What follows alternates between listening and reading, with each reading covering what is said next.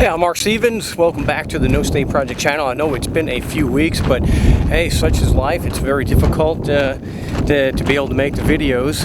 If you'd like to help support the channel so I can start doing more videos more frequently, you can look in the description and you may do so. You can buy some books, and if you're interested in ebooks, you can just email me or leave a comment and I can get in touch with you that way. So I want to talk about a few things. First of all, Better Call Saul, after 2 years, is finally starting up again tonight.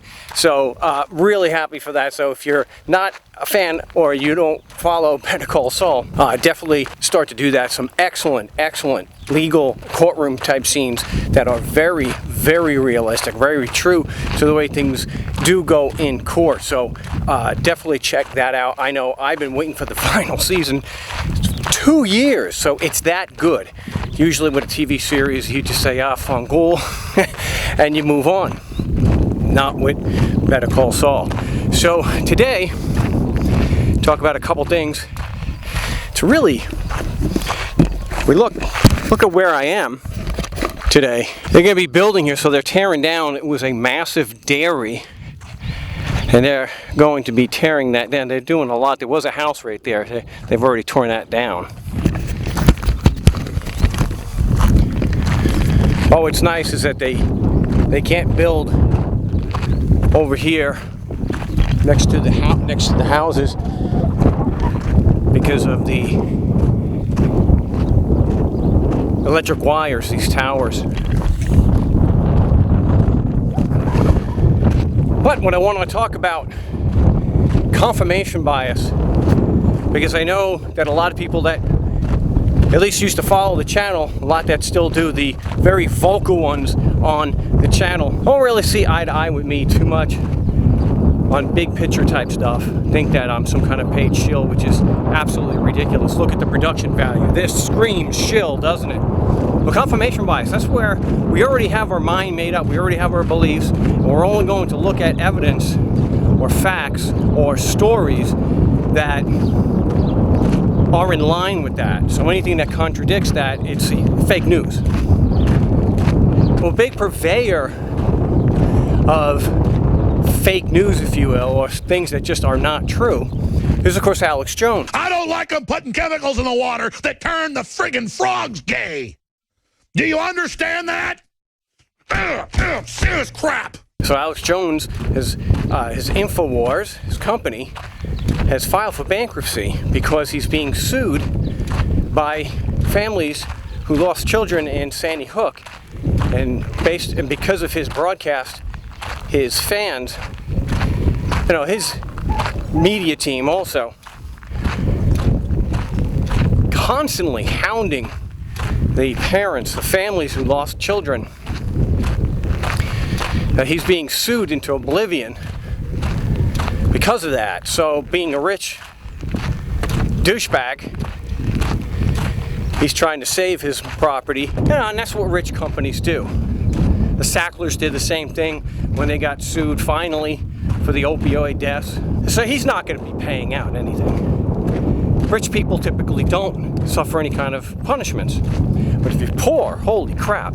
So if Alex Jones was in a situation like me getting sued, wow, I'd be absolutely destroyed. Well, I don't think there's anything more to take. I'm about as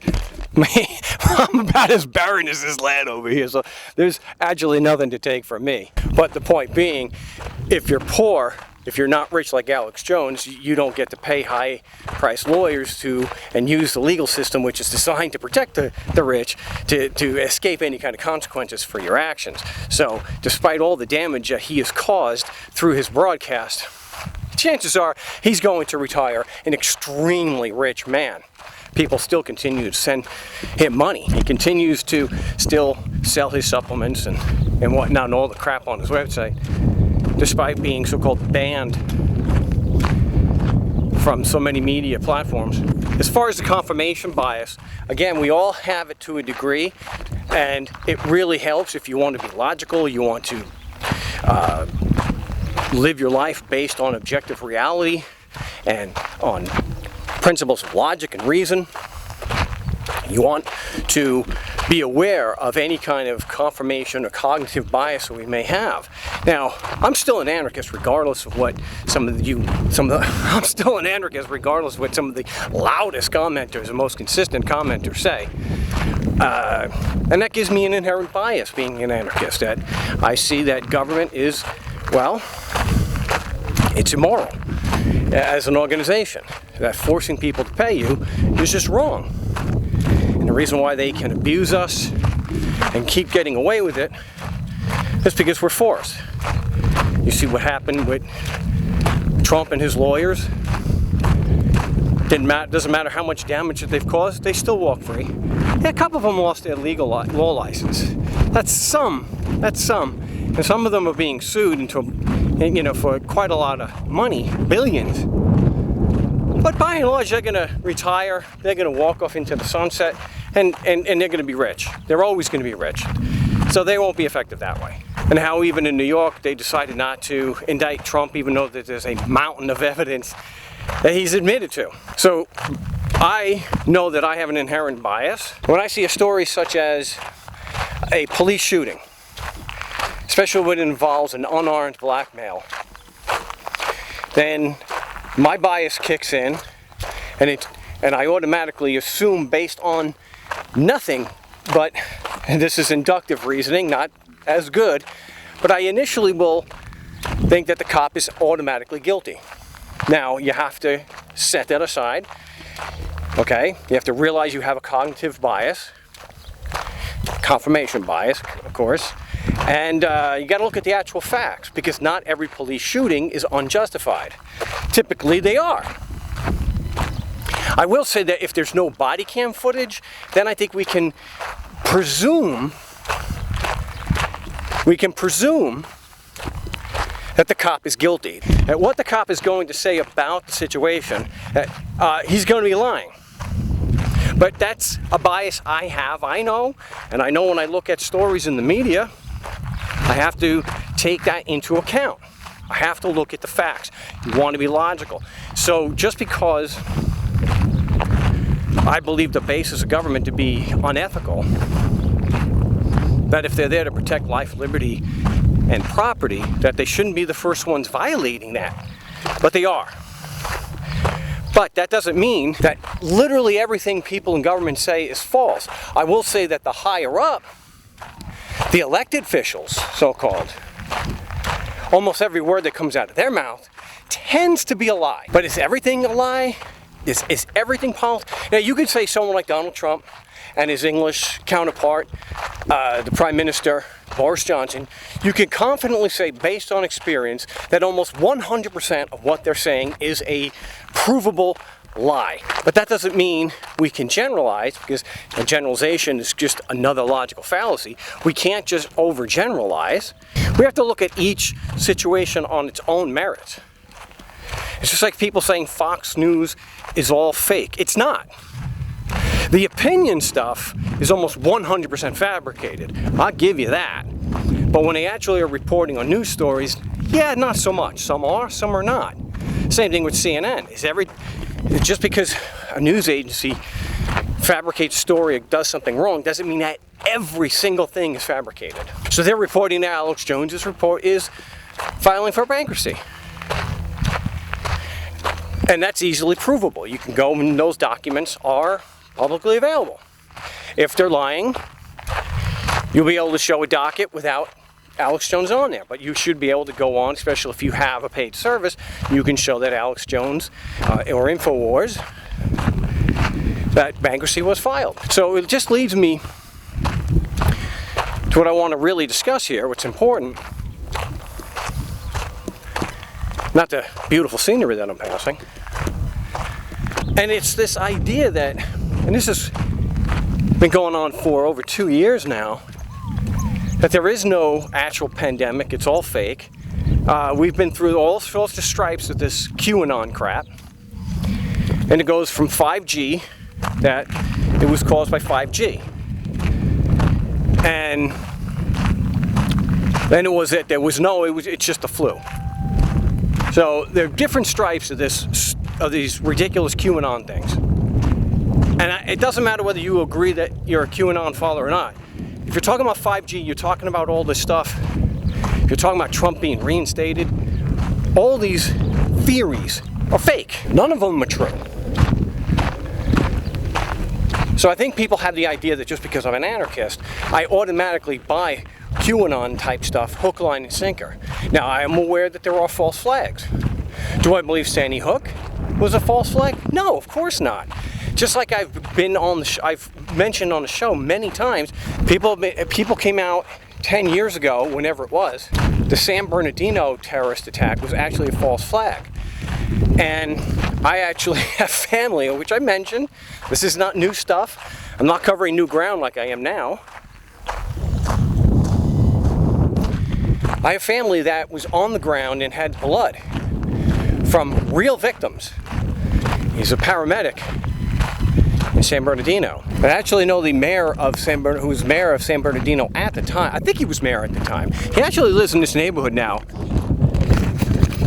here in Mesa, Arizona. I'm not showing you his actual house, but it's that neighborhood back there. So I know people who had personal first-hand experience with blood on their hands, that those were real victims. This idea that it's all fake. No, and what it does, it takes away, if there is actually a false flag operation, it takes away from that because maybe people won't believe it. So I think as people who, like me, have an inherent distrust of government, it's easy to fall into confirmation bias and see everything as fake, everything as a false flag, when it's not. There is an actual pandemic. Over 1 million people have died. Whether you think that's fake or not, that's true.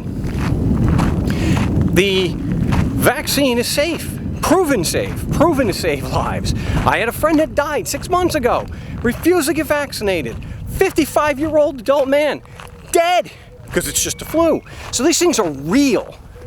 Because everything, as much as I dislike government, as much as I can't stand that we're forced to do these things by people who are such vile characters.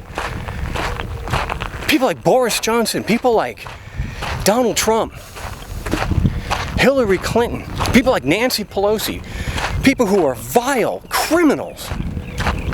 It doesn't mean, and it doesn't logically follow, that every single thing is fake. And it doesn't follow that everything they do is malevolent or has a harmful purpose.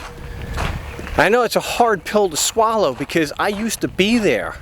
I didn't believe, like Alex, I didn't believe in the garbage that was coming out of Alex Jones's mouth. I don't like them putting chemicals in the water that turn the friggin' frogs gay. That's probably my confirmation bias there too, but that I can't even listen to anything he has to say. I remember he called the radio show ranting because I disagreed with some of the things that Ron Paul talked about. That was a fun show. I have that as a badge of honor that Alex Jones called into my show ranting and raving about what a jerk I am. Serious crap. We have to be aware that we all have inherent biases. We all have confirmation bias. But I think it's a healthy thing to recognize that we have that. And it's always good to try to poke holes in our arguments. Look at it from the other side. So one of the things I talked about when I did the last video, when I talked about how to write legal writing, whether it's a motion, a memorandum, whether it's a appeal brief, whether you're briefing a case, the IRAC. An important thing when you are making your case, whether the facts support the violation of a law, you should always also include in there, a counter argument. Always take into account what the other side would argue and then disprove it. So what do we call that? Playing devil's advocate. It's always a smart thing. I'm sounding more like Lalo here on the rocks. It's always a good idea to try to poke a hole in your argument. It's very scientific, it's very logical, because it's like falsifying. Can your argument be falsified? And if it can't be falsified, then you probably don't have a good argument. And I spent a lot of time on the No State Project playing devil's advocate, trying to blow apart the argument. But based on the known facts, and basic principles of logic, you can't. So I would just end this video. I've never gone down this far before. We got a little retention basin here. Another neighborhood that, well, that'll be a full neighborhood soon. Yeah, because I haven't gone down this far before. I'm not gonna be able to do this much at this time of day for much longer anyway, because it's gonna be so damn hot here, and it's actually in the mid-90s right now, which is nothing for Phoenix, because it's gonna be 30 degrees warmer here in a month or two. But I think we should just take, whenever we're looking at something, whatever the source, I think we need to look at where they're getting the information, and we need to check our own confirmation bias. Are we falling for this? Do we want this to be true just because we hate government so much? Do we want this to be true just because the cops have proven time and time and time again that they're thugs, that they're violent, lying scumbags? I would say, yeah, probably 90% of the time the cops are in the wrong. But they're not always in the wrong, which is something that is tough for someone with my history to accept. But you have to, because that's reality. That's just the way things are. They're not always wrong. Sometimes they're in the right. Sometimes they're actually telling the truth. And again, I'll bring up my old standby for that to prove, are all prosecutors wrong? Are they all lying pricks like Stephen Myrie? No, Larry Krasner blows apart. Larry Krasner actually blew apart a lot of my confirmation bias. It actually helped me see that you can, at the local level, you can vote somebody in and actually affect positive change, which I was one of those don't ever vote. I still haven't voted in decades. These aren't just black swans. There are other examples that we could, and if you have an example of someone like Larry Krasner who was elected and actually followed through and did positive things, leave that in the comments. I'd like to see that. So we have to check our own confirmation bias. Because if you don't think you have a confirmation bias, if you think that you don't look for things or accept stories online because it fits with your view of the world, if you think you don't have that, I gotta tell you, you're probably wrong. You're probably wrong. It's like trying to discuss things with a Trump supporter. There's almost no getting through. The facts mean nothing. If the facts get in the way, they just argue they're fake. If they admit that they're true, then they default, well, the Democrats are baby-eating Satanists. So there's no getting through. But that bias is pretty clear to see. It's pretty clear to see that their mind is slammed shut and that they're in some kind of cult.